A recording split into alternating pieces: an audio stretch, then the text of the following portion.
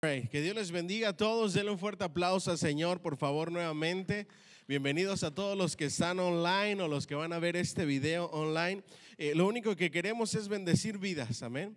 Queremos poder compartir y dar de gracia lo que por gracia hemos recibido a través de las enseñanzas de nuestro seminario bíblico, el seminario bíblico Elevation Point. Estamos ya en nuestra penúltima clase, en nuestro penúltimo curso. Este curso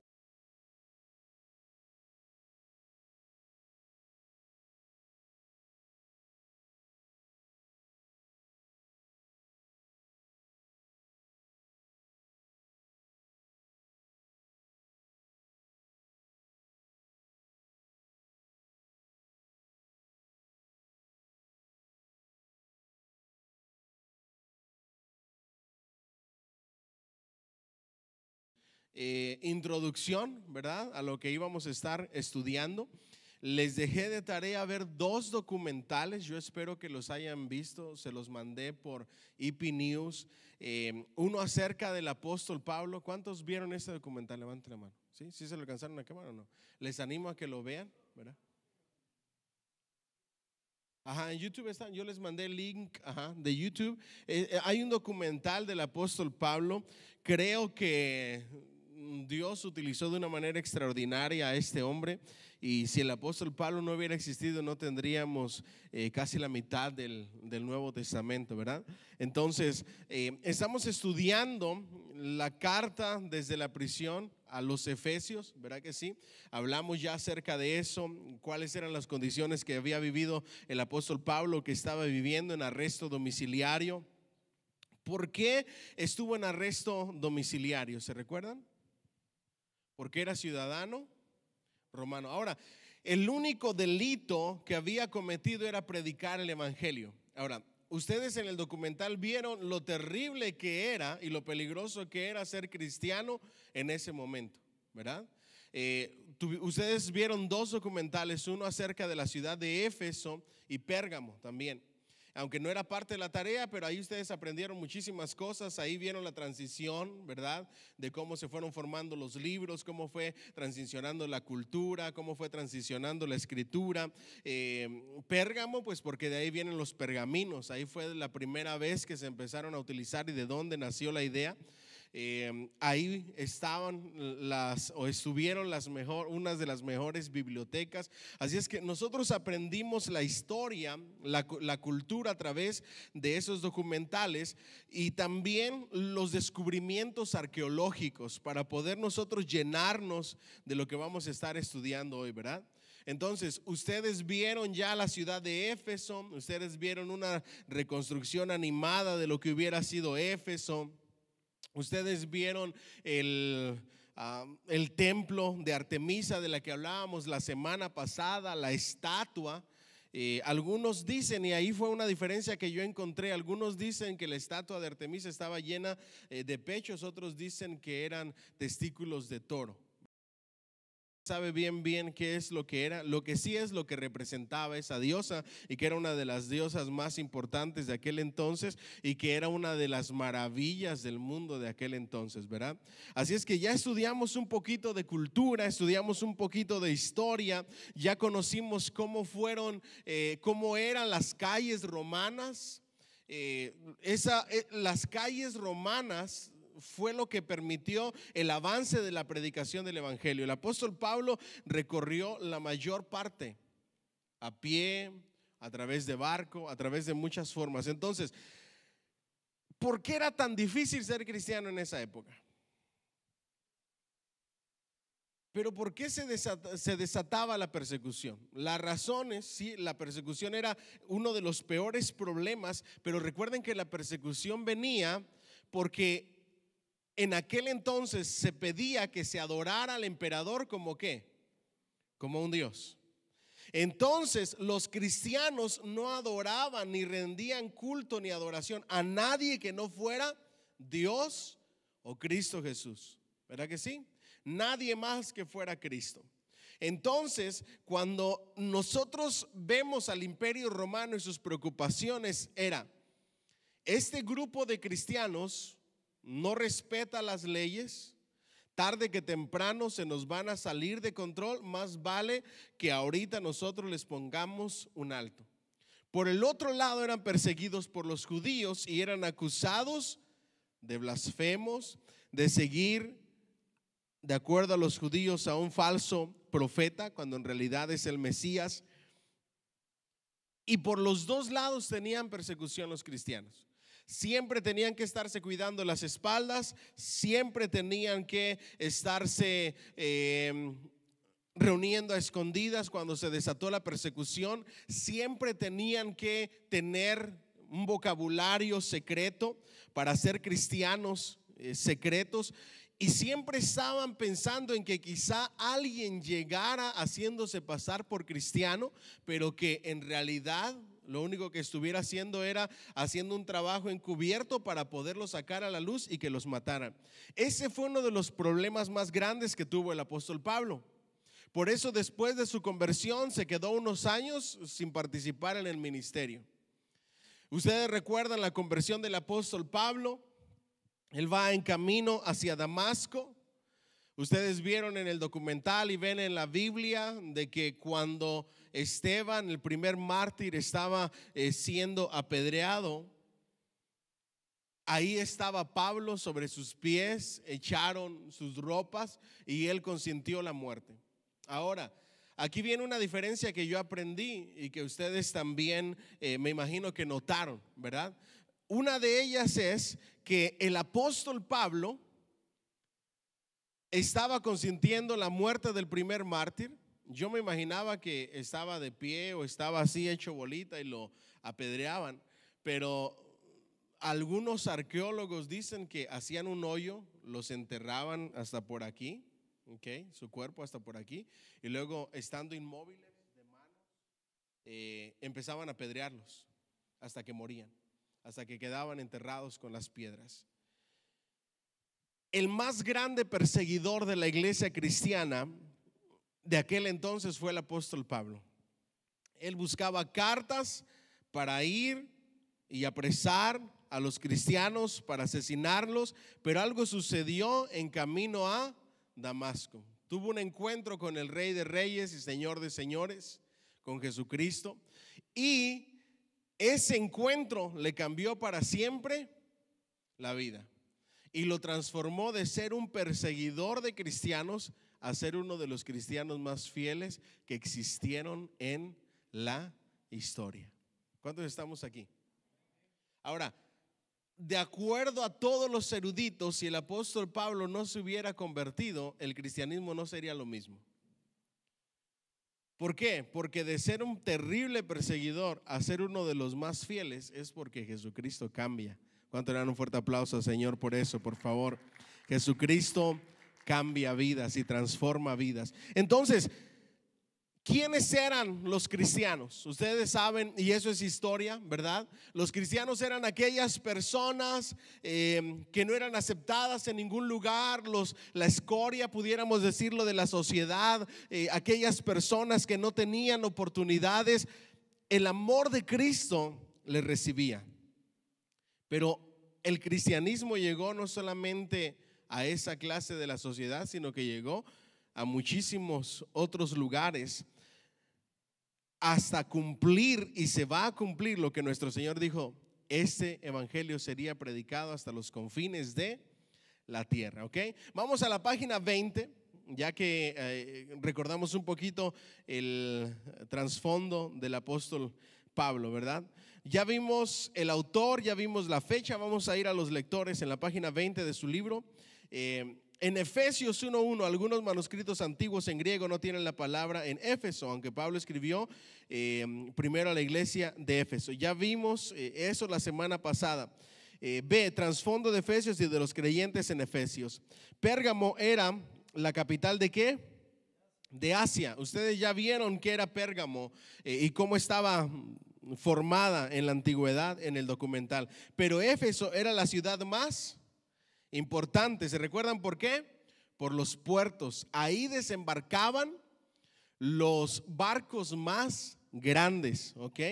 Estaba ubicada en la costa oriental del mar Egeo. Algunos dicen que su población oscilaba entre 200,000 y 300,000 habitantes. Otros piensan que la ciudad tenía una población de 500,000 de habitantes. Los barcos más grandes del mundo arribaban en Éfeso. También las principales carreteras terminaban en esta ciudad. Algunos investigadores han excavado la calle principal de Éfeso.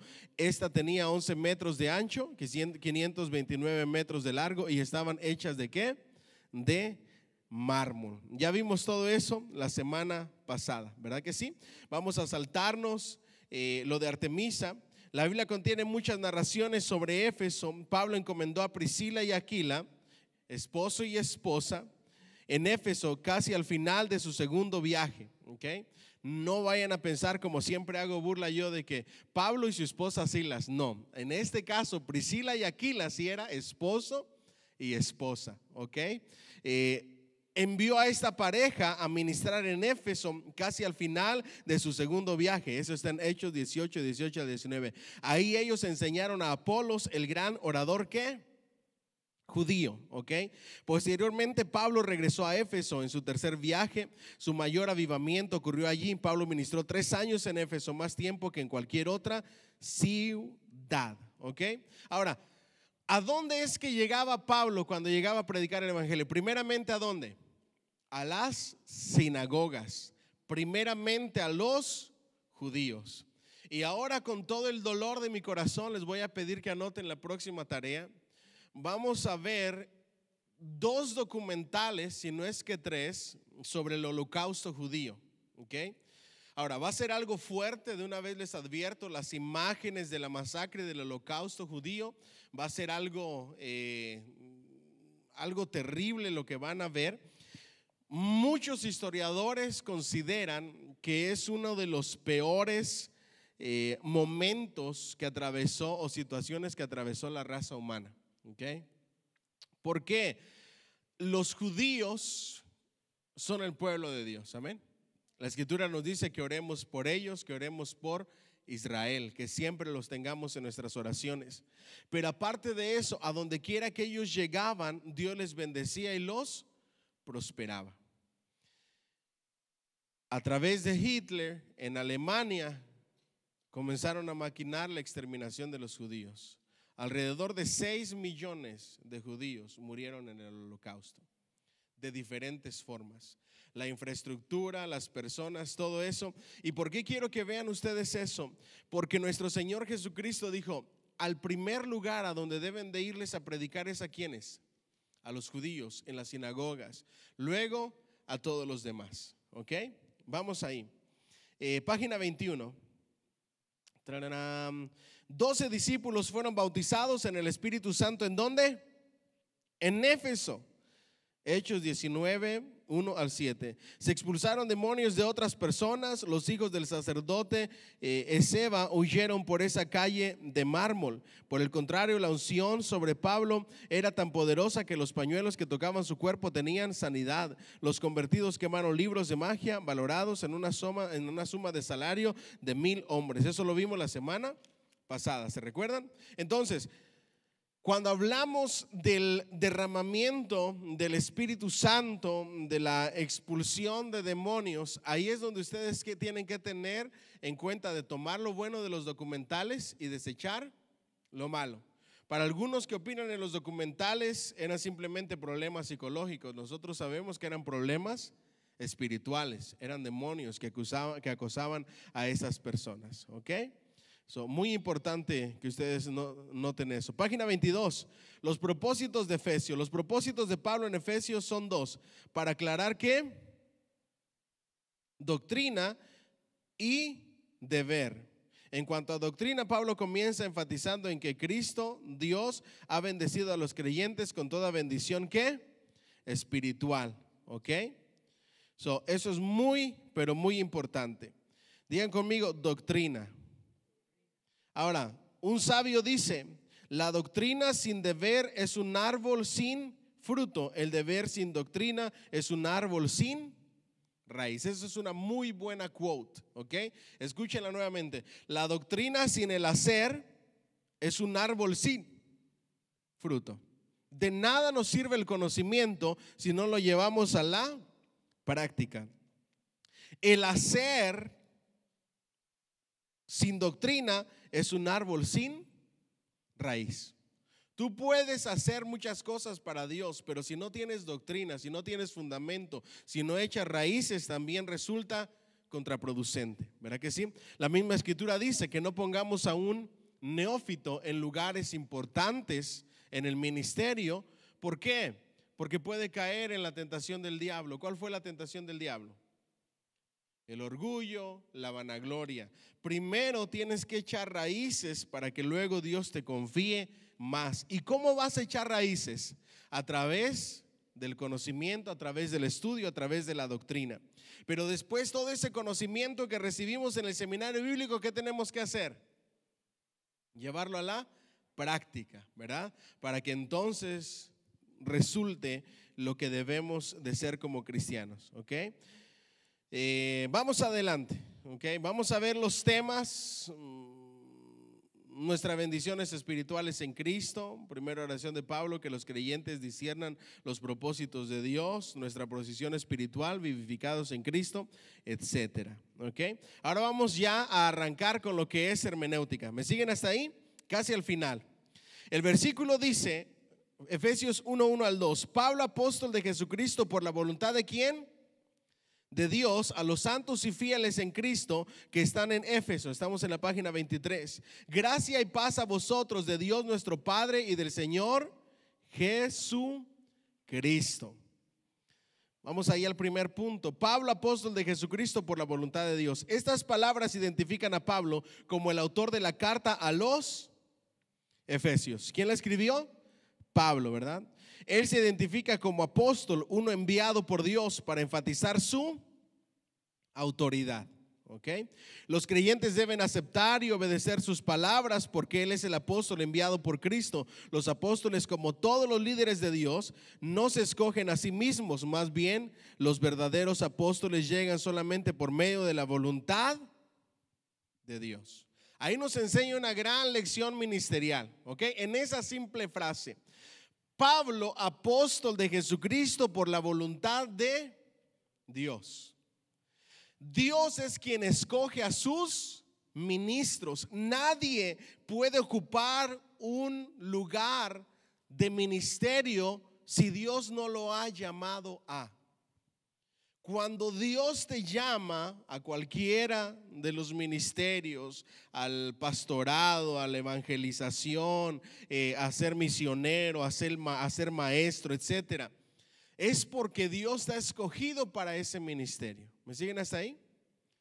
El asunto y el error es querer uno ponerse ahí cuando Dios no te ha puesto, cuando no es la voluntad de Dios, porque entonces no va a haber respaldo. Ninguna persona debe asignarse a sí misma el honor del ministerio. Eso está en Hebreos 5:4. Solamente Dios escoge y llama a los verdaderos ministros. Así que debemos ponerles ¿qué? Atención. ¿Ok?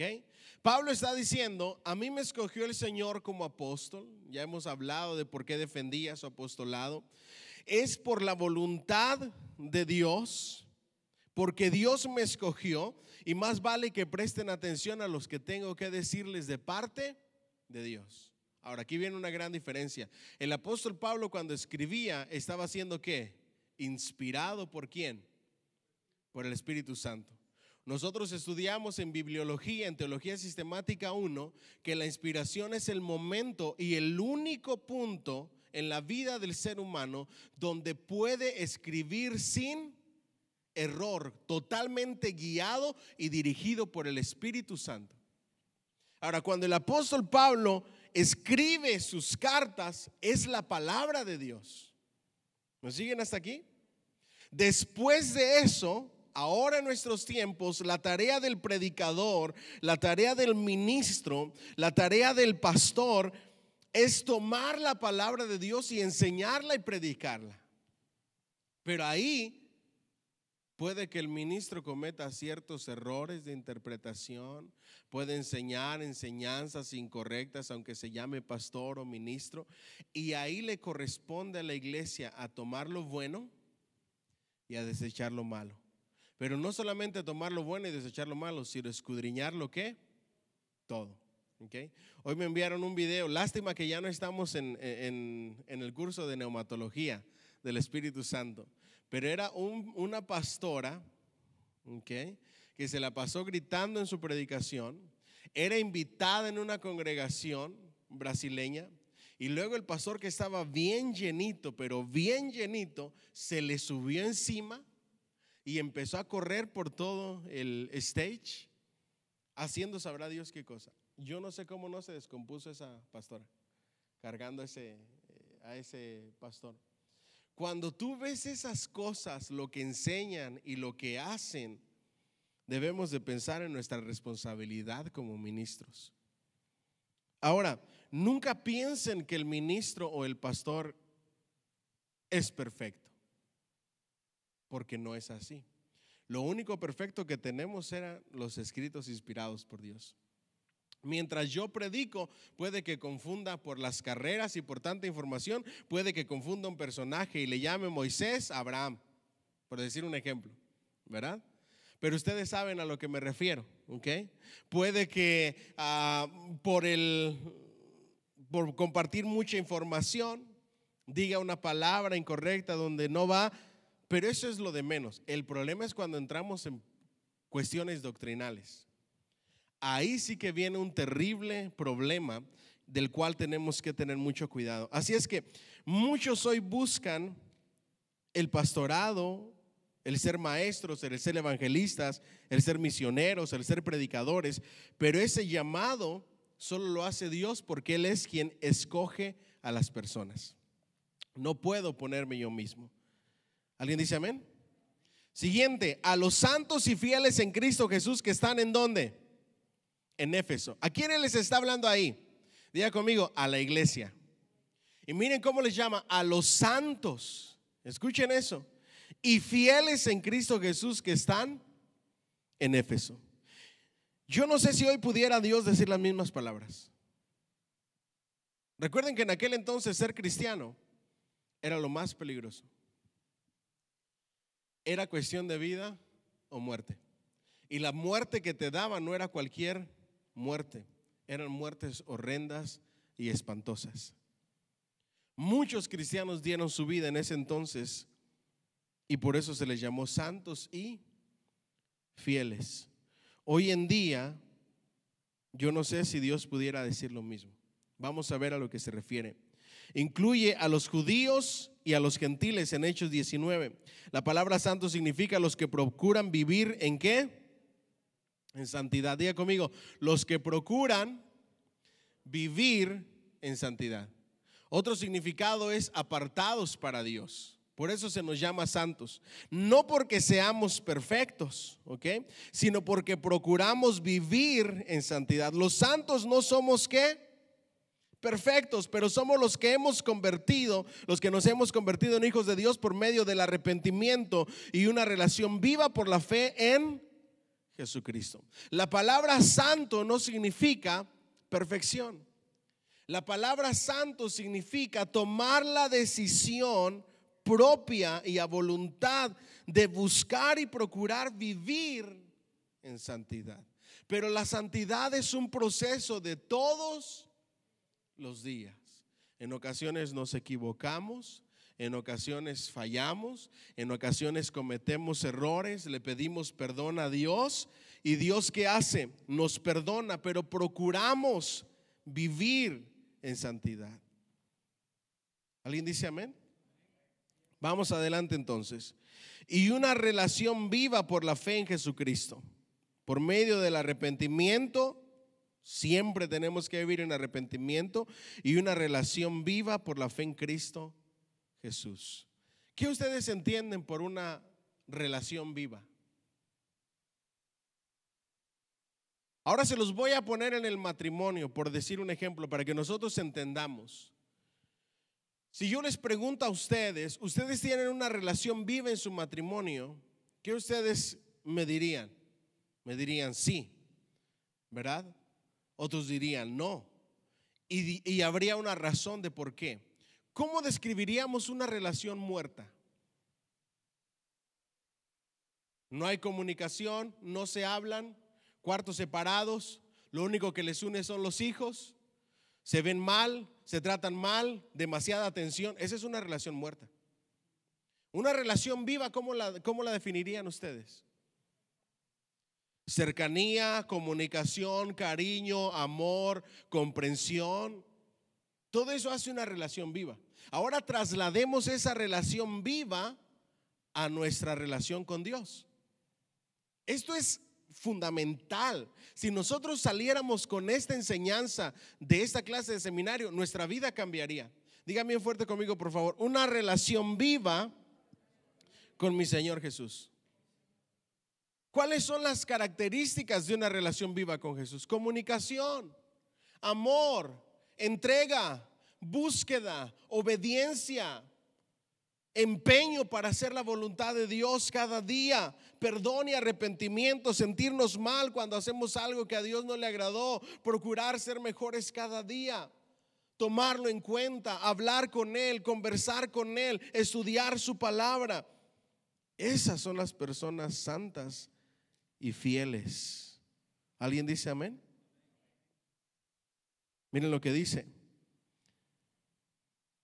con una relación viva por la fe en Jesucristo. Así como los niños maduran hasta ser adultos, los santos crecemos en la gracia y los santos somos fieles en Cristo, administradores fieles de su gracia y fieles para obedecer sus enseñanzas. Pablo dará muchas instrucciones para ayudar a los santos en Éfeso a madurar en Cristo, y el apóstol de Dios explicará que Jesús unifica a todos los santos, judíos, gentiles, en un solo cuerpo. ¿Me siguen hasta ahí?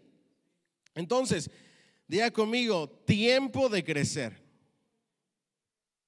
¿Ok?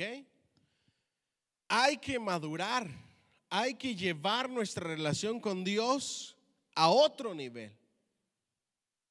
Cuando yo era niño, dice el apóstol Pablo, hablaba como niño, pensaba como niño, actuaba como niño.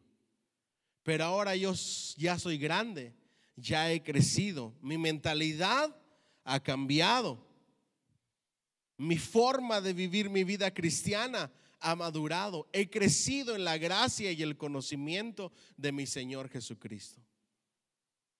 Y lo que necesitamos en la iglesia de hoy en día, dígame bien fuerte, es creciditos o maduros en el Señor. ¿Alguien dice amén?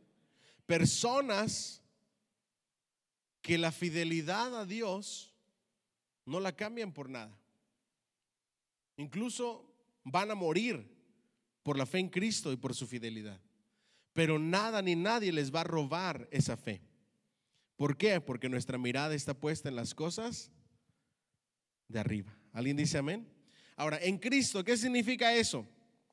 Es una frase clave para Pablo. Jesucristo es el límite y es la esfera del plan de redención de Dios. Cristo es la puerta por medio de la cual entramos en la familia ¿de quién? De Dios. Él es el cordero que hace posible nuestra redención. Somos aceptables a Dios mientras permanecemos ¿en quién? En Cristo. Aquí la palabra clave es permanecer. Si permanecieres en mí y mis palabras en vosotros. Esa es una de las condiciones por medio de las cuales Dios promete, nuestro Señor Jesucristo promete muchas cosas. Si permanecen en mí, si permanecemos en Cristo, vendrán muchas bendiciones. En el momento en que dejemos de permanecer, ¿qué va a suceder? Les voy a dar dos formas de vida. Cuando permaneces, tus bendiciones, la misericordia de Dios son nuevas cada mañana. Cuando no permaneces y te apartas, terminas como el hijo pródigo, oliendo mal, sin trabajo, despilfarrándolo todo y comiendo comida de cerdos, o deseando comer comida de cerdos. Sin nada, sin familia, sin hogar, sin nada. ¿Qué vale más la pena, permanecer o no permanecer? Permanecer en Cristo.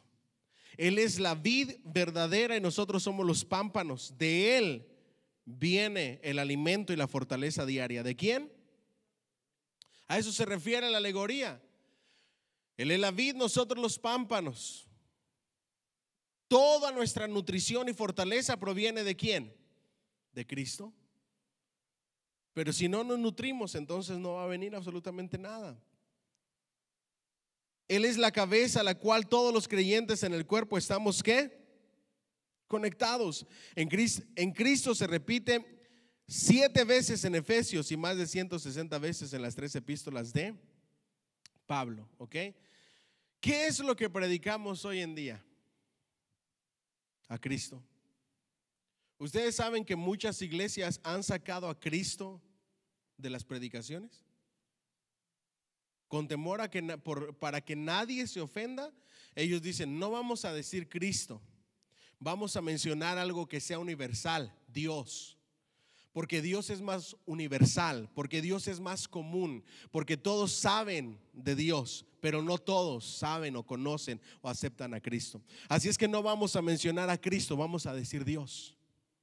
En iglesias cristianas evangélicas se ha sacado a Cristo, que es lo más importante, de quien vienen todas las cosas, el que nos salvó, el que pagó el precio, el que derramó su sangre, el que limpió nuestros pecados, el que se ofreció en sacrificio como el cordero, de quien viene nutrición y fortaleza. El que es el todo para nosotros es Cristo Jesús. Nuestro Señor Jesucristo en la historia marcó un antes y un después. Por eso hay un antes de Cristo y después de Cristo. No ha habido otro ni habrá alguien como Él.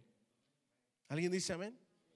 Entonces han sacado a Cristo de la predicación de las iglesias y se han convertido en motivadores en lugar de predicadores de la palabra de Dios. Y tengan mucho cuidado, porque cuando Cristo se le quita de la predicación, no existe la salvación. ¿Estamos aquí? Cristo es la fuente de todas las cosas. Cristo es nuestro abogado y nuestro intercesor. Él es el que está como nuestro intermediario entre Dios y nosotros. Por nuestro Señor Jesucristo y por su nombre se harán grandes cosas. La Escritura dice: todo lo que pidan en mi nombre les será hecho. ¿Alguien dice amén? Gracia y paz a vosotros. ¿Qué significa eso? Gracia es el saludo griego y paz es el saludo ¿qué? Hebreo. ¿Sí sabían eso ustedes, verdad? O nada más sabían shalom, shalom, shalom, ¿verdad? Entre los cristianos de Éfeso, recuerden que había una mezcla de judíos cristianos y gentiles o helenistas. Entonces se saludaba de las dos maneras: gracia, el saludo griego, y paz, el saludo ¿qué? Hebreo. Así que Pablo está saludando tanto a los gentiles como a los judíos. En todas las cartas de Pablo y en toda la vida, la gracia procede a la paz. Gracia es el amor, la misericordia, la bondad y el favor que Dios nos da en Cristo. Paz, con el trasfondo bíblico de shalom, significa ausencia de conflicto, la presencia de Dios y su provisión para nuestras ¿qué? Necesidades. Así es que ya ustedes tienen la definición de shalom y lo que significa. Ahora, levanten la mano, ¿cuántos le habíamos prestado atención a los saludos en las cartas? Yo personalmente a veces no les presto atención. Y aquí Dios nos está dando una gran enseñanza. Aún el saludo inspirado por Dios tiene un gran significado. Por eso es que no se les haga costumbre cuando yo despido a la congregación a la manera del apóstol Pablo y digo que el amor del Padre, la gracia del Hijo y la comunión del Espíritu Santo sea con ustedes. Estamos suplicándole a Dios que en el resto de la semana la gracia de Dios, el amor del Padre, la gracia del Hijo y la comunión del Espíritu Santo esté con nosotros durante la semana. Gracia es el amor, la misericordia, la bondad y el favor de Dios. Paz o shalom es la ausencia de conflicto, la presencia de Dios y su provisión para nuestras necesidades. Diga conmigo: Él provee. Amén.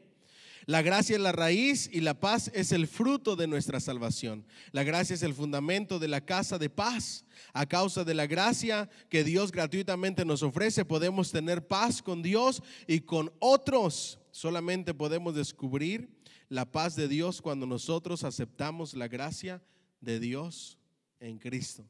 Lo primero es la gracia, después es la paz. Luego de nuestros Padre y del Señor Jesucristo, la gracia y la paz de Dios nos llega por medio de Dios nuestro Padre y del Señor Jesucristo. A lo largo de Éfeso, Pablo es trinitario, es decir, que él enfatiza que el Padre, el Hijo y el Espíritu Santo son iguales y trabajan juntos para proveer nuestra salvación. En Efesios 1:2, Pablo menciona al Padre y al Hijo. Veremos a toda la Trinidad en acción en nuestra siguiente lección, lo que vamos a ver ahorita. Pablo se caracteriza por ser trinitario. Él habla más que nadie acerca del Padre, del Hijo y del Espíritu Santo, y que los tres son uno solo. ¿Ok? En el texto griego de Efesios 1:13 al 14 es una oración de 202 palabras. ¿Ok? ¿Cuántas palabras? 202. Es verdaderamente sobrecogedor leer esta oración. Pablo se desborda en alabanza por las 8 bendiciones que Dios derrama sobre nosotros en Cristo. Esta larga oración es como una gran cascada de bendiciones y rebotan alabanzas que llegan a Dios. ¿Le prestamos atención? ¿Sí? Léalo ahí conmigo. Bendito sea el Dios y Padre de nuestro Señor Jesucristo, que nos bendijo con toda bendición espiritual en lugares celestiales en Cristo, según nos escogió en Él antes de la fundación del mundo, para que fuésemos santos y sin mancha delante de Él. En amor, habiéndonos predestinado para ser adoptados como hijos suyos por medio de Jesucristo, según el puro afecto de su voluntad, para alabanza de la gloria de su gracia, con la cual nos hizo aceptos con el amado, en quien tenemos redención por su sangre, el perdón de pecados según la riqueza de su gracia, que hizo sobreabundar para con nosotros en toda sabiduría e inteligencia, dándonos a conocer el misterio de su voluntad según su beneplácito, el cual se había propuesto en sí mismo de reunir todas las cosas en Cristo, en la dispensación del cumplimiento de los tiempos, así las que están en los cielos como las que están en la tierra. En Él asimismo tuvimos herencia, habiendo sido predestinados conforme al propósito del que hace todas las cosas según el designio de su Wow, qué hermoso. A fin de que seamos para alabanza de su gloria nosotros los que primeramente esperábamos en Cristo. En Él también vosotros, habiendo oído la palabra de verdad, el evangelio de vuestra salvación, y habiendo creído en Él, fuisteis sellados con el Espíritu Santo de la promesa, que es las arras de nuestra herencia hasta la redención de la posesión adquirida para alabanza de su gloria. ¿Cuánto le dan un fuerte aplauso al Señor, por favor? Vamos a ver las 8 bendiciones, ¿les parece? Página 25, fuente de bendición: Dios el Padre, Dios el Hijo y Dios el Espíritu Santo. Bendiciones en Cristo, ¿ok? Ahí viene hasta con los versículos. Es una tabla que el autor nos da ya descifrada, todas las 8 bendiciones que vienen en lo que acabamos de leer. De parte de Dios el Padre, Dios nos bendijo con toda bendición espiritual en los lugares celestiales. ¿En quién? Ustedes saben lo que significa eso, que Dios nos bendiga con toda bendición espiritual en los lugares celestiales en Cristo.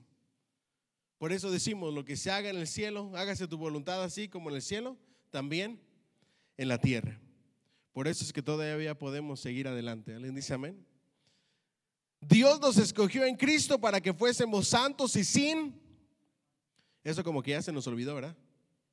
En la predicación de hoy en día.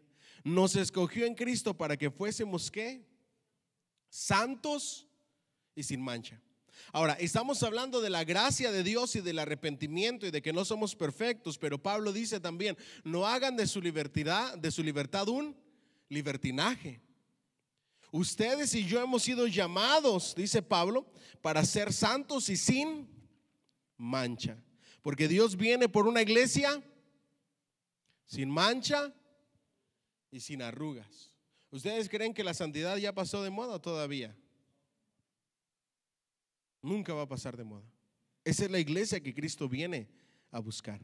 una iglesia que le busca, una iglesia que procura ser mejor cada día. Dios nos predestinó para ser adoptados hijos suyos por medio de Jesucristo. Ya hemos hablado acerca de la adopción. Ahora, fuente de bendición de Dios el Hijo. Jesús nos redimió por su sangre y nos dio el perdón ¿de qué? De pecados. Ya vimos la semana pasada qué significa redimir, por qué la sangre y el perdón de pecados. Dios nos reveló a Jesús como la cabeza de todas las cosas en los cielos como en la tierra. Jesús es aquel en quien fuimos ¿qué? Escogidos. Nuestra salvación es en Cristo. Nuestra esperanza es en Cristo. Dios el Espíritu Santo, la fuente de bendición. El Espíritu Santo es el sello que demuestra que pertenecemos ¿a quién? Ya hablamos qué significa el sello. El Espíritu Santo es las arras que garantizan nuestra herencia. Ya hablamos también de eso. ¿Ok? Vamos a ver qué significa Dios nos bendijo en los lugares celestiales con gran riqueza de bendición espiritual en Cristo. Pudiéramos titular una prédica sobre Efesios 1:13 al 14, la familia próspera de Dios, porque esta epístola nos habla acerca de las riquezas que tenemos ¿en quién? En Cristo Jesús. Ahora, si visitáramos Éfeso hoy, vamos a ver a lo que dice el sabio, ¿ok? Esas quotes me gustaron a mí. Yo no sé si les llamó la atención de su libro, pero aquellos que les gusta poner cosas en el Face, sería bueno que pusieran estas quotes, ¿verdad? Que empezaran a llenar el internet de estas quotes. Mira lo que dice el sabio: aquellos que tienen a Cristo lo tienen todo, pero los que están sin Cristo no tienen. Dígame fuerte conmigo, así o más claro. Aquellos que tienen a Cristo lo tienen todo, pero aquellos que están sin Cristo no tienen nada, aunque lo tengan todo. ¿Ok?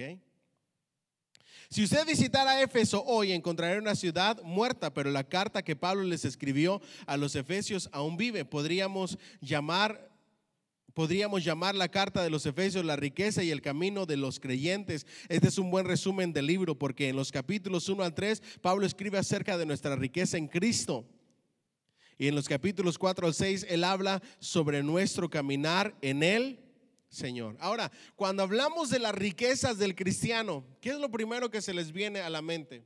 Un Ferrari, una casa de 8 habitaciones con 5 baños. Cuando hablamos de riqueza, siempre nuestra mente se va al dinero, a lo material, ¿verdad?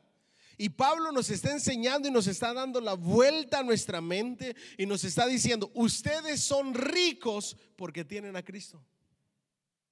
Y Dios les ha bendecido con grandes riquezas, aunque materialmente no sean ricos. Porque la verdadera riqueza no se basa en lo que tienes materialmente, sino en lo que Dios te ha dado. ¿Alguien dice amén? Realmente necesitamos comprender nuestras riquezas en Cristo antes de hablar sobre nuestro caminar. ¿Ok? Vamos adelante entonces. Efesios nos dice cómo vivir en la riqueza de Dios y cómo caminar en los pasos del Señor. Efesios revela que Dios nos llama a ser una iglesia rica, no necesariamente rica en finanzas. Alguien diga amén. Pero cuando somos ricos tenemos algo que compartir con otros. Pablo explica que debemos ser ricos ¿en qué? En amor. Diga conmigo, ricos en amor. La escritura dice que en los últimos tiempos el amor de muchos se enfriará. Y nosotros tenemos que permanecer ricos en amor, ricos en la gracia de Dios. Ya vimos qué es la gracia. Ricos en perdón, diga conmigo, ricos en perdonar. Yo creo que necesitamos trabajar como cristianos. El Padre nuestro dice: Señor, perdona mis ofensas, así como yo perdono a los que me ofenden. Hoy en día hay muchos cristianos que se rehúsan a perdonar. Y eso no puede ser así en la vida cristiana. ricos en el perdón, ricos en sanidad. ¿Ustedes creen que es una bendición estar sanos? Pues pregúntele a un enfermo, pregúntele a alguien que está en la cama de un hospital. Hace poquito vi una película basada en la vida real de un hombre autor y escritor de libros que tuvo un accidente y quedó inmóvil. Lo único que podía mover era el cuello hacia arriba. Todo lo demás le quedó inmóvil. Multimillonario, pero sin salud. ¿De qué te sirve? Si tú puedes mover tus manos, si tú puedes mover tus pies, si puedes tener tu olfato, si puedes tener tu oído, si puedes ver, eres rico. Tienes una gran bendición. La salud y la sanidad es parte de nuestra riqueza. ¿Alguien dice amén? Tenemos que ser ricos en compasión. ¿Ustedes creen que haya compasión hoy en día? Debería de haber. En la sociedad definitivamente ya no hay. En lugar de apelar a la compasión, se graban videos para burlarse de las injusticias y del maltrato de las personas más vulnerables, en lugar de tener compasión de ellos. Nosotros estamos aquí. Hoy precisamente hablaba acerca de eso con mi esposa y me contaba una historia que escuchó de una persona que cazaba venado, un venado, lo traía y a todos sus vecinos le repartía. A la esposa le repartía. Hay otra historia en las redes sociales de un hombre que narra la historia de su queso, que fue a la tienda en México a comprar 5 pesos de queso y le dieron una tirita así que se la tragó la máquina, la banda del supermercado. ¿Sí la han escuchado? Ya hasta le hicieron un dibujo, una animación. Pero lo importante de esa historia es la clase de matrimonio que vive el tipo en medio de la pobreza. Dice que puso un techo, le pagaron 6,000 pesos y le costó creo 800 pesos el queso completo. Y dice que cuando lo trajo llamó a todos los vecinos y lo repartió. Eso, mis queridos hermanos, es compasión. Compartir en medio de que no tienes, en medio de lo poquito que tienes, compartir lo poquito que Dios te ha dado. ¿Cuántos estamos aquí? Imagínense traer un queso y repartirlo entre los vecinos. Eso es lo que nosotros extrañamos de la ciudad, de los lugares que no son urbanos. Yo me recuerdo en el rancho cuando yo iba de vacaciones, si una persona mataba una vaca o un animal, llegaban los vecinos y se empezaban a repartir la carne. Increíble. Y era una ayuda mutua que la única cultura que hoy la conserva son los judíos y los chinos. Los chinos se apoyan entre ellos y todos se unen para apoyar a uno y que se levante. Y cuando ese ya se ha levantado, ahora va a ayudar a otros. Y así se van hasta que le toca el turno a cada quien.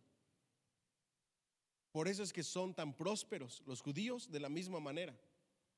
Entre nosotros los hispanos nos hace falta compasión. A veces no queremos hacer sociedad ni con la misma familia porque vamos a terminar mal y ya lo sabemos. Porque en lugar de buscar la compasión, buscamos el sacar ventaja de quien podamos, no importa quién sea. Y de eso no se trata la vida cristiana. La vida cristiana se basa en la compasión. Aún en medio de lo poco o mucho que tengamos, bendecir a otros. ¿Alguien dice amén? Le da un fuerte aplauso al Señor, por favor. Pero también Pablo dice que tenemos que ser ricos en el servicio a Dios. Y ahí sí estamos, pero sí. Yo no sé cuántos de los que estamos hoy en día conectados o que van a ver este video o de los que se conectan cada domingo estamos sirviendo a Dios de alguna o de otra manera. ¿Pero ustedes creen que el servicio a Dios debe de parar? De alguna u otra manera tenemos que estar sirviendo a Dios. Amén.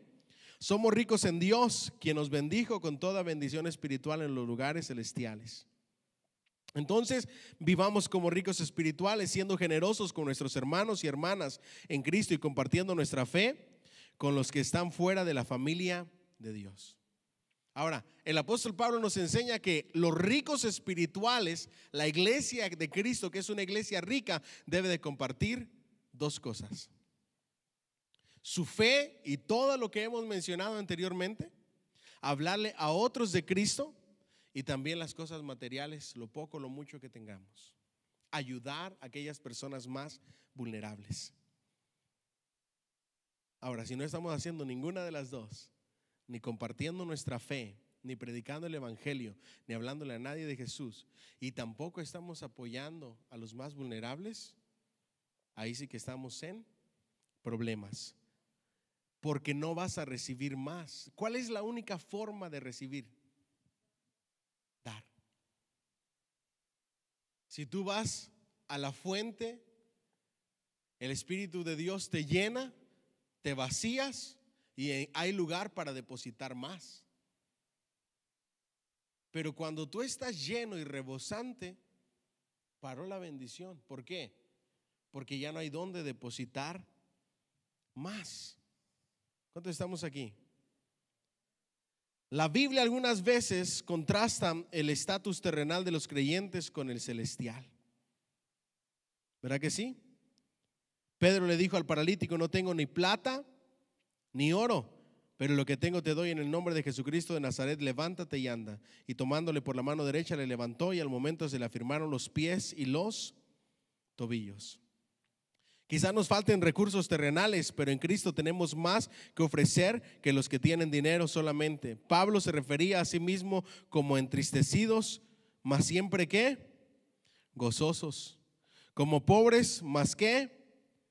Enriqueciendo a muchos. Como teniendo nada, mas poseyéndolo todo. Un contraste entre lo terrenal y lo espiritual. Puede que no tengamos lo que siempre hemos deseado, pero sí tenemos mucho más espiritualmente. ¿Alguien dice amén? Dele ese fuerte aplauso al Señor. ¡Ánimo! Ajá. Ajá. Exacto. La escritura dice que si aún un vaso de agua le das a alguien, tú vas a recibir tu recompensa. Un consejo, una orientación, una palabra de ánimo, una palabra de esperanza, el escuchar a alguien. A veces las personas lo único que necesitan es que alguien las escuche, ¿verdad? Todo lo que tú hagas, así sea la cosa más mínima, va a tener tu recompensa y va a hacer que recibas más. Pero nosotros nos han enseñado a acaparar todo para mí, para mí. A nosotros nos han enseñado la ley del asadón. Para acá, para acá. Lo que yo le pueda quitar a todos, lo que puedan darme a mí, lo que yo pueda acaparar, con lo que yo me pueda quedar. Y se nos ha olvidado la ley de Jesús. Es mejor dar que recibir. Porque cuando tú das, recibes. El principio de la pala, hay que dar, porque cuando tú das, recibes. Yo le contaba hoy a mi esposa que nosotros no teníamos mucho dinero cuando yo era pequeño, cuando mi mamá trabajaba como conserje limpiando una escuela. Pero cuando le llegaba su aguinaldo, ella siempre bendecía a personas que, aunque nosotros no estábamos tan bien, había gente que estaba peor que nosotros. Nosotros estrenábamos ropa nueva cada año en Christmas, porque ahí le venía el aguinaldo a mi mamá, le venían sus bonos y nos compraba ropa una vez al año. Yo me recuerdo que compraba unos tenis y los tenía que llevar a que los cosieran cuando se les terminaba la suela. Había lugares para zapatos donde se cosían los tenis y traía toda la costura a un lado. No es que teníamos en manos llenas, pero me recuerdo de muchas personas a quienes mi mamá les llevaba comidita, les llevaba despensitas. Llegaba a la casa de alguien, de algún ministro, y veía que su plancha no le servía, iba y compraba una plancha y se la regalaba. Y eso nos inculcó a nosotros. Y nunca nos faltó nada. Ella solita nos sacó adelante con la ayuda de Dios. Ahí yo pude ver que la ley de la siembra y la cosecha sí es real. Cuando tú das, tú recibes. Y es exactamente lo que les inculco a mis niñas Nunca hagas sentir mal a nadie, nunca desprecies a alguien, nunca menosprecies a alguien, nunca trates menos a otra persona porque no tiene lo mismo que tú tienes, nunca la hagas sentir mal, más bien comparte lo que tienes para que Dios te dé más. Porque a veces los niños tienen todo, nuestros hijos tienen todo y quieren hacer menos a los que no tienen. Y eso no debe de ser así. ¿Cuántos estamos aquí? Diga conmigo, enriquecidos para dar. Amén. Vamos adelante entonces. Dice que Él nos predestinó para ser adoptados como hijos por medio de Jesucristo. ¿Ok? Observe Efesios 1:5, inicia con las palabras en amor que conecta con el versículo 4 y el 5. Recuerda que en el original, en griego, toda la porción de Efesios 1:13 al 14 es solamente una ¿qué? Oración. Dios ama al mundo entero. Él ama a cada persona de cada nación. Nuestro Padre Celestial ha abierto sus brazos ampliamente, invitando a todos a convertirse en miembros de su familia. El que desea que todos reciban toda la herencia que Él ¿qué? Ofrece. ¿Ok? La bendición que Dios planeó desde antes de la creación del mundo es adoptar a todos sus hijos. Ya hemos hablado acerca de la adopción. La adopción en el mundo antiguo era usada en un sentido muy amplio. Una adopción incluida aceptar legalmente como suyo a un niño. Hablábamos la semana pasada que adoptar es con toda la ley recibir los mismos beneficios que tiene el hijo. ¿Ok? Ahí va la adopción. Jesús nos redimió por medio de su sangre, proveyendo el perdón. ¿Ok? Redimir significa ¿qué? Adquirir de nuevo.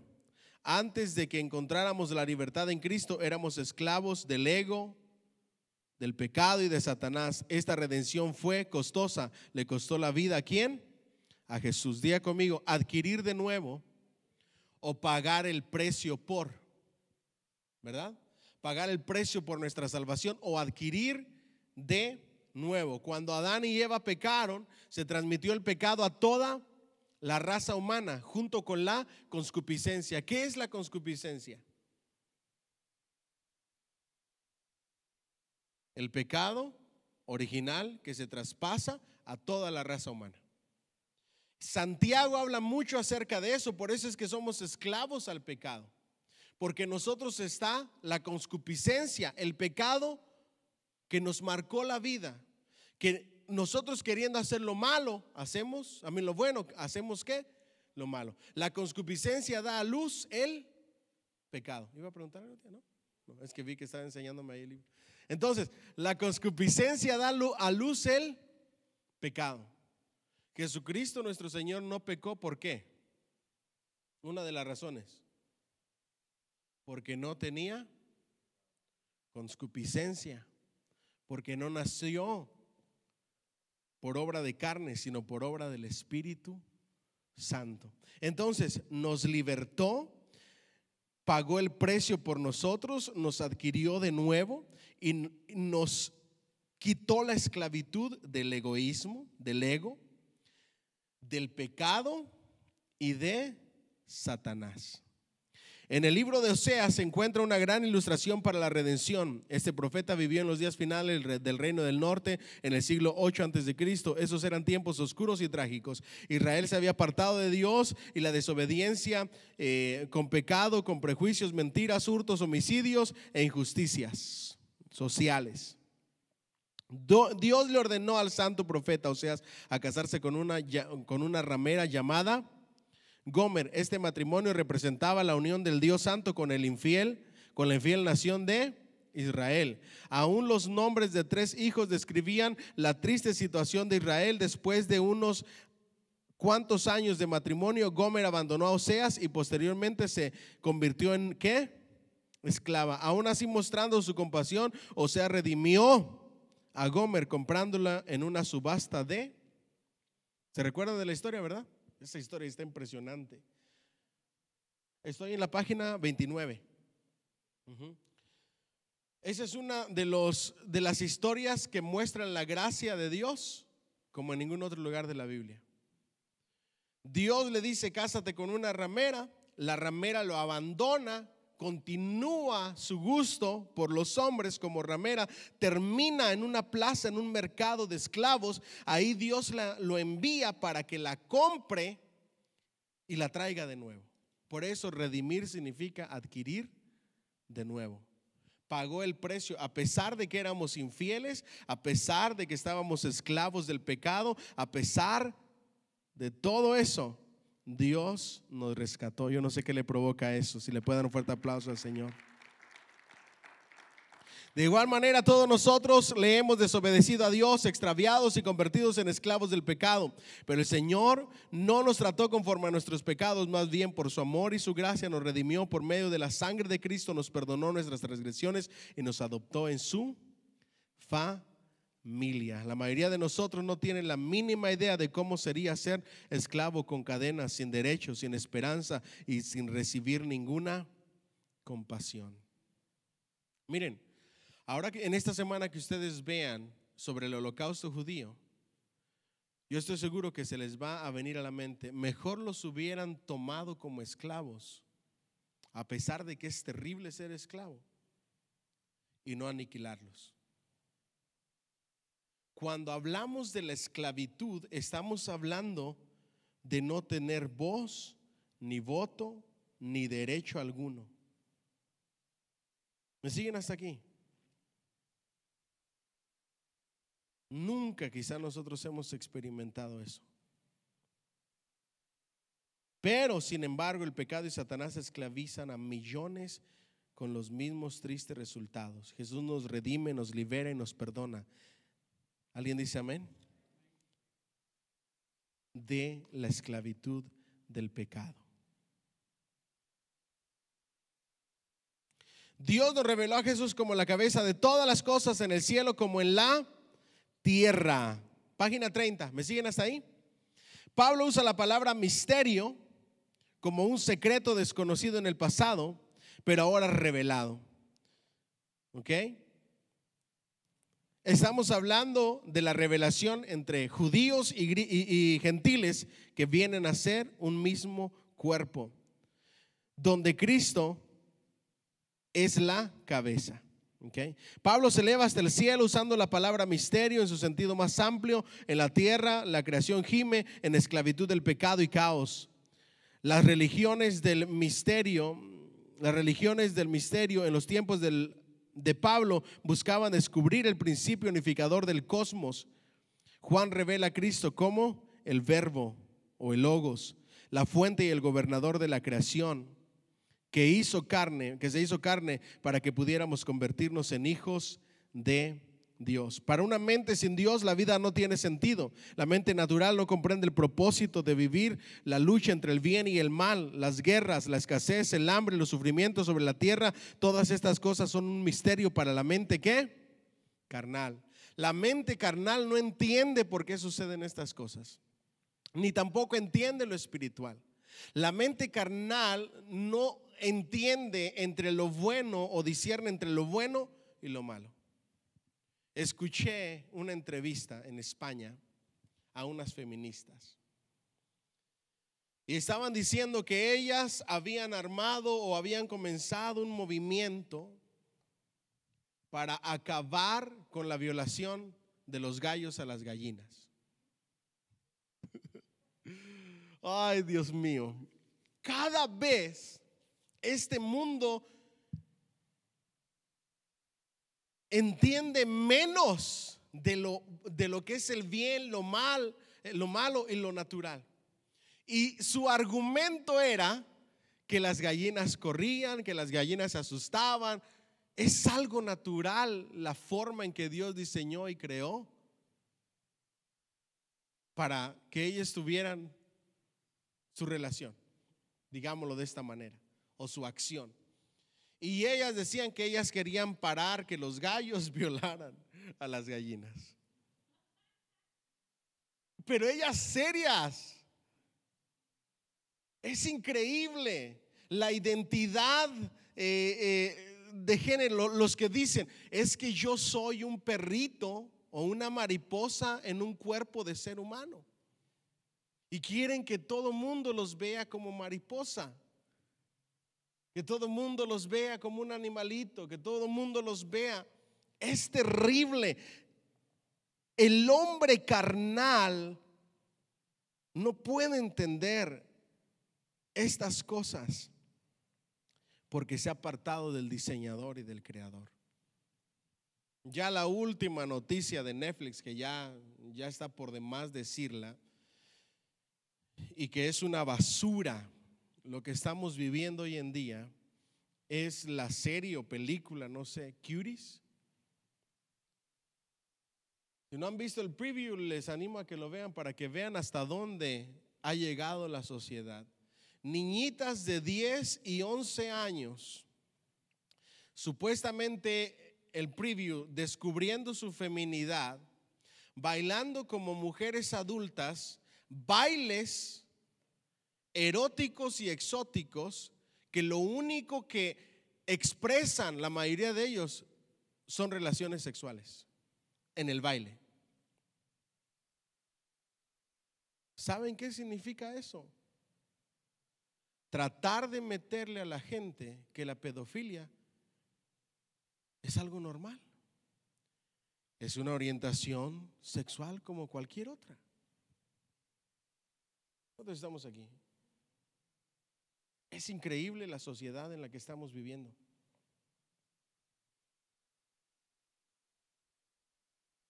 Tú ves entrevistas donde tratan de meterles en la cabeza a los niños un lavado de cerebro de que todas estas cosas son normales. La Alemania nazi no era la Alemania que odiaba a los judíos. Hitler contrató a un agente de propaganda para llevar y lavarle el cerebro a Alemania en contra de los judíos, metiéndoles tantas cosas a través de todos los medios escritos, noticias, televisión y hasta cine, hasta que lograron que la Alemania estaba completamente en contra de los judíos. Digan conmigo, propaganda.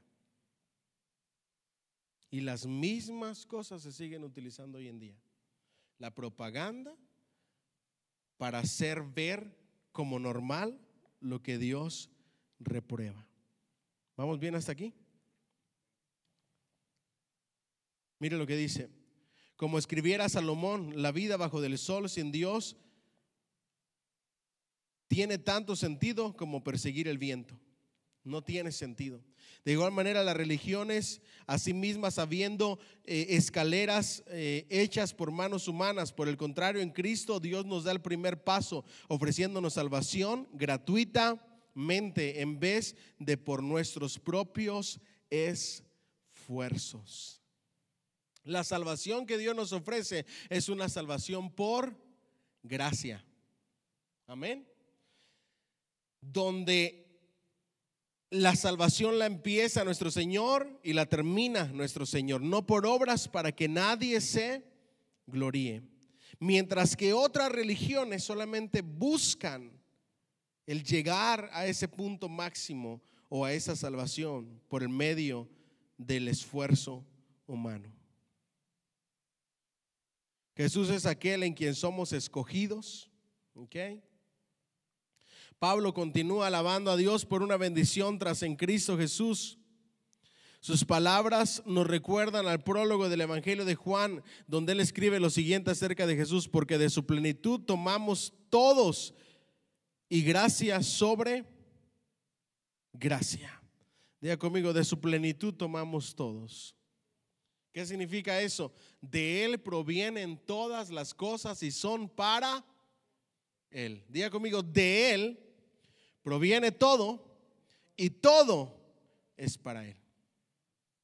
¿Alguien dice amén?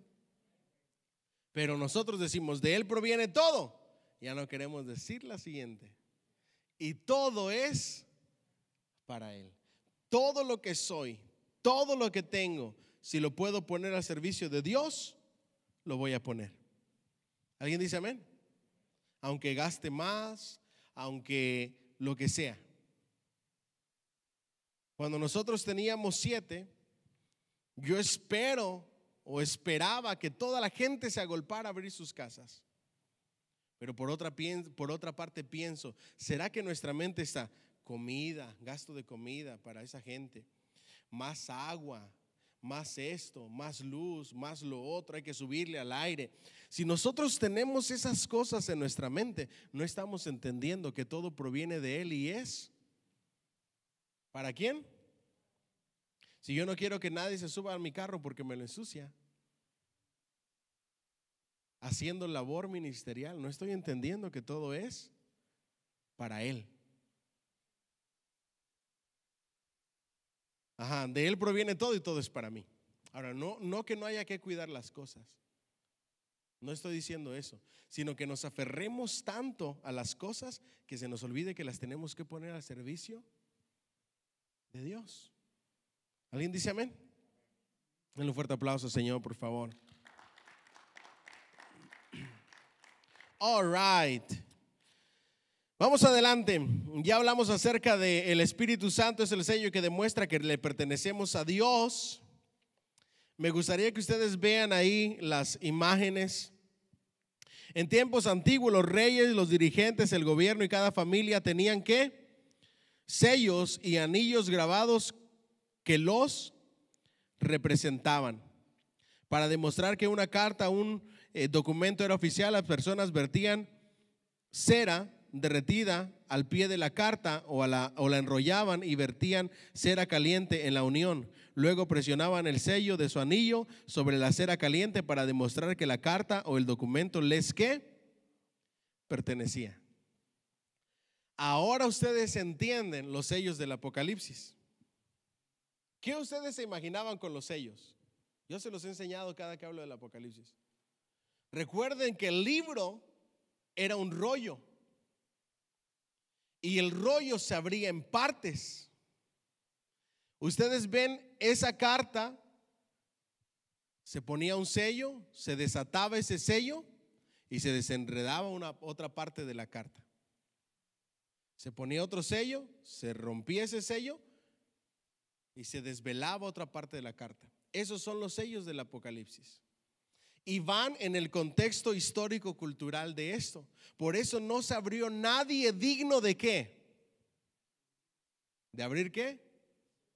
Porque le pertenecen, solamente los podía abrir el dueño o la familia o el encargado de, que en este caso tenía que tener una posición dentro de lo que fuera el manejo del sello.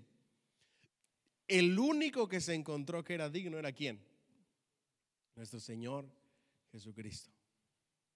Y se comienzan a abrir los sellos. A eso nos referimos con el sello. Sello de pertenencia. Se utilizaba en cartas, se utilizaba en equipaje, se utilizaba en pertenencias, en documentos, en muchas partes, ¿ok? ¿Vamos bien hasta ahí? Una forma en que los ganaderos utilizan sus sellos, ¿cómo es? Marcando sus animales, ¿verdad que sí? Entonces es algo similar, ¿ok? Para que ustedes entiendan lo que es el sello, ¿ok? Ahí ustedes tienen más material acerca del sello, cómo se utiliza hoy en día. El Espíritu Santo es las arras que garantiza nuestra ¿qué? Herencia, ¿ok? El anticipo, ya hablamos acerca de eso, que eran las arras, lo vamos a saltar. Ustedes léanlo, tienen mucha información ahí extra de historia y cultura, ¿ok? Luego Pablo nos dice que necesitamos conocer mejor a Dios, ¿ok? Por esta causa también yo, habiendo oído de vuestra fe en el Señor Jesús y de vuestro amor para con todos los santos, no ceso de dar gracias por vosotros, haciendo memoria de vosotros en mis ¿qué? Oraciones. Voy a la página 36, perdón. Me adelanté, no les dije. Página 36. ¿Me siguen? Y vamos ahí al inciso A, ¿ok? para que el Dios de nuestro Señor Jesucristo, el Padre de gloria, os dé espíritu de sabiduría y de revelación en el conocimiento de ¿qué? Mire lo que está orando Pablo y lo que oraba por la iglesia. Espíritu de sabiduría y de revelación en el conocimiento de Él. Diga conmigo, conocimiento de Él. Ahí está la importancia del estudio. Y yo no sé cómo le van a hacer las personas que les aburre el estudio, que les aburre una clase de seminario, que les aburre leer un libro, que les aburre ver un documental.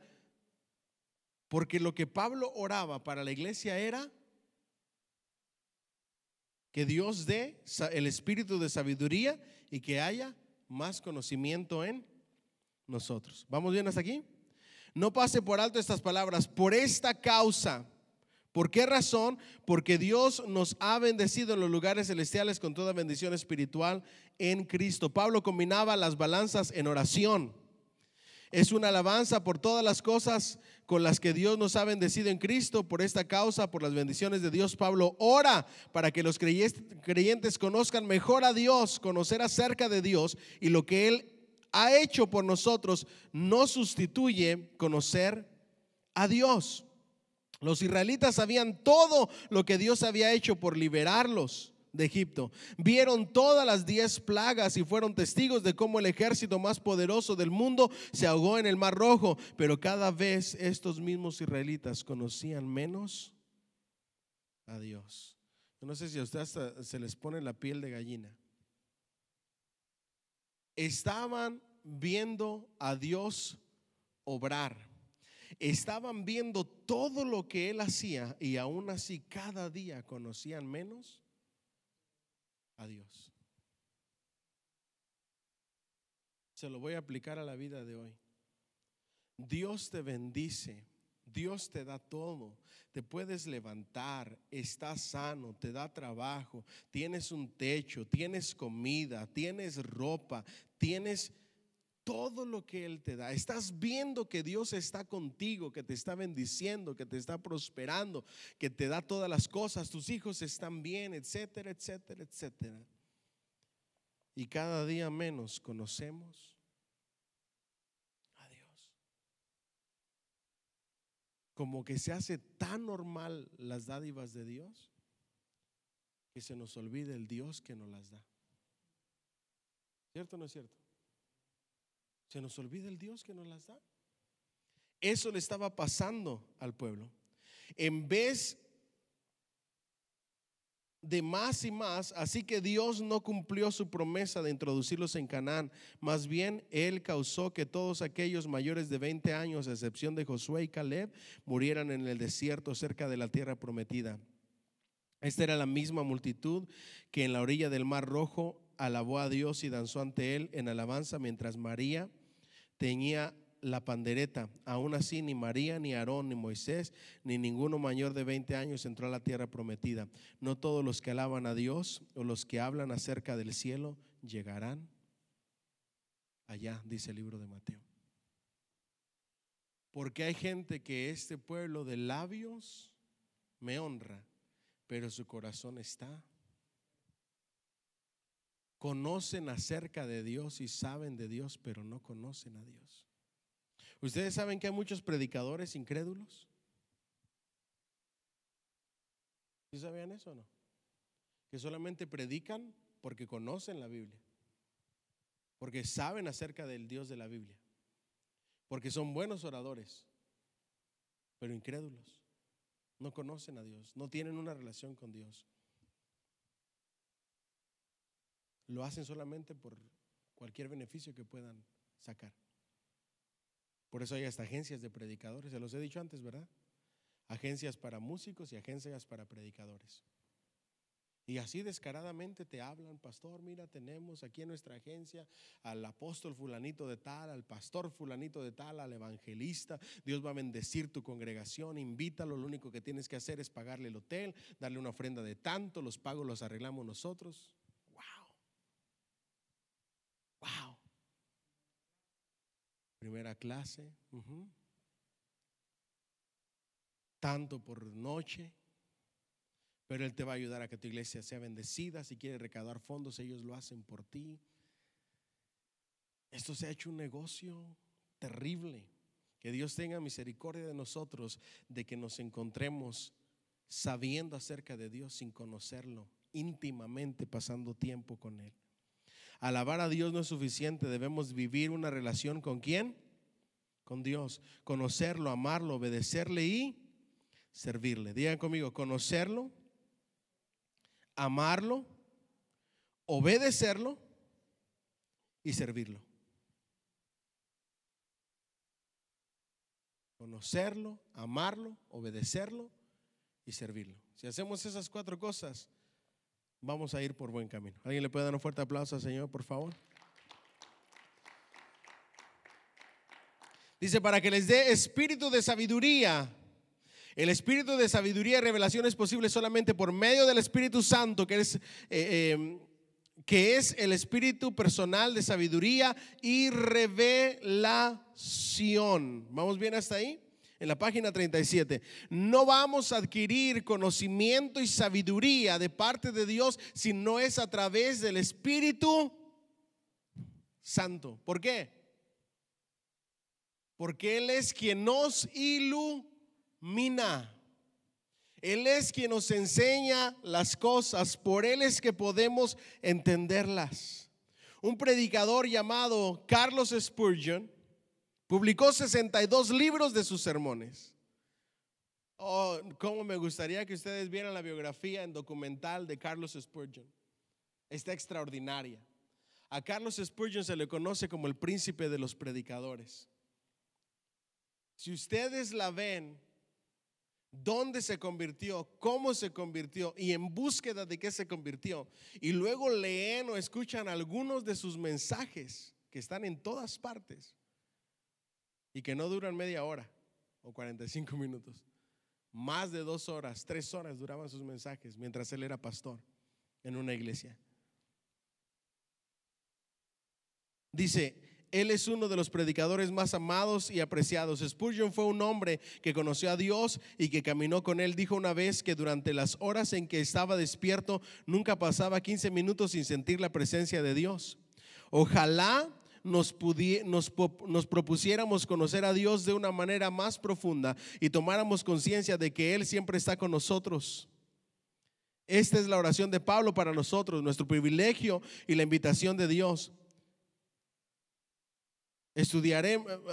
Dice en Efesios 5:18, estudiaremos cómo el Señor, cómo ser llenos, del Espíritu es la clave para conocer y experimentar la presencia de Dios en todo lo que hacemos. Pablo oró para que el Espíritu Santo, el Espíritu de sabiduría y de revelación, nos ayudara a conocer mejor a Dios. ¿Quién es el que nos ayuda a conocer a Dios? El Espíritu Santo. ¿Alguien dice amén? En cualquier tema necesitamos del Espíritu Santo de Dios. Carlos Spurgeon dijo: no pasan 15 minutos y que no sienta la presencia de Dios. Y se convirtió escuchando a un predicador. Las palabras que dijo ese predicador le penetraron tanto en su corazón que le llevó a su conversión y a su ministerio. ¿Cuánto dan un fuerte aplauso al Señor, por favor? Entonces, cuando el apóstol Pablo ora, él está pidiendo para que Dios nos dé de su Espíritu Santo y que su Espíritu Santo nos dé sabiduría y nos permita conocer a Dios, no solamente a través del conocimiento teórico, sino que nos ayude a asimilar y a ser conscientes de todo lo que Él hace por nosotros, y también en experiencia con Dios, en intimidad con Dios. Aplicación, y con esto cerramos. ¿Cómo sabemos que una persona tiene un conocimiento profundo e interno de Dios? Una muy buena pregunta. ¿Cómo se revela este conocimiento espiritual de Dios en la vida de una persona? El conocer a Dios es un conocimiento experimental y espiritual. Conocer a Dios es estar lleno de la luz y del amor de su presencia. Tal conocimiento de Dios se expresa a sí mismo por medio de las palabras que edifican a otros y por medio de las acciones que glorifican a Dios. El conocimiento de Dios es una relación profunda con Él, que se expresa a sí mismo por la manera en que vivimos. Estamos en la página 38, entrando a la 38. Tu experiencia con Dios se refleja a través de tu vida. Lo que vives en intimidad se refleja a través de tu vida. Ese es el conocimiento que el apóstol Pablo quiere para cada uno de nosotros. Vamos a dar un fuerte aplauso, Señor, por favor. Con eso vamos a cerrar. Vamos a dar unos 3, 4, 5 minutitos para preguntas y respuestas fuera del aire, y terminamos con una oración después de eso. ¿Okay? Que Dios me los bendiga a los que están o los que van a ver este video. Ánimo.